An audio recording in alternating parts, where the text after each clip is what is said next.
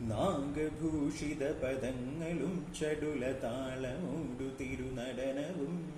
ഭസ്മഭൂഷിത മുരസ്ഥലം ഹരിണ ചർമ്മവും ഫണിഗണങ്ങളും